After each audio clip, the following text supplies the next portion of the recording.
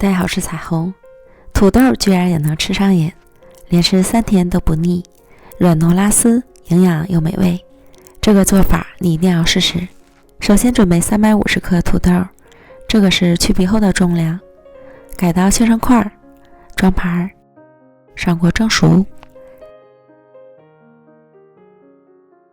将蒸熟的土豆控净多余的水分，倒入碗中，压成细腻的土豆泥。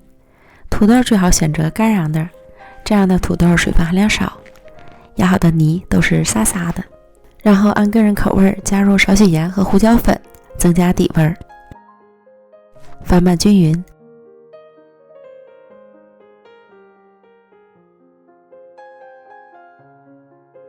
静置凉透，再加入30克玉米淀粉，混合均匀。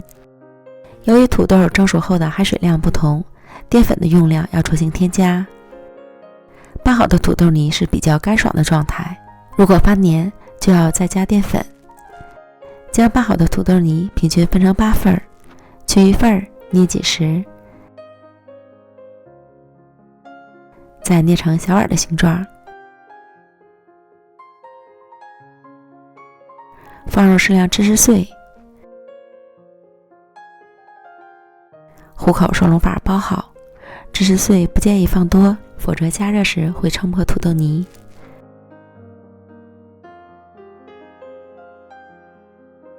包好后轻轻揉圆按扁，边缘再沾上一圈芝麻。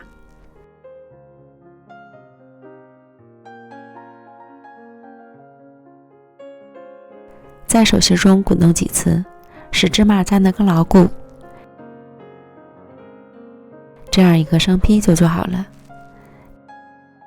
电饼盛开中小火预热刷油，依次放入做好的土豆饼生坯，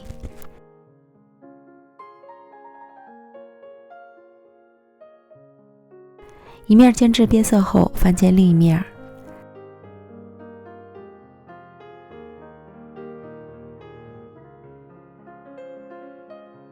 另一面煎至上色即可出锅。因为土豆本身就是熟的，所以不需要煎得太久，只要里面的芝士融化了即可出锅。连吃3天都吃不腻的芝士土豆饼，软软糯糯的还拉丝，营养又美味，做法还特别简单，看一遍就会，所以你一定要试试哦。美食天天更新，咱们明天见，拜拜。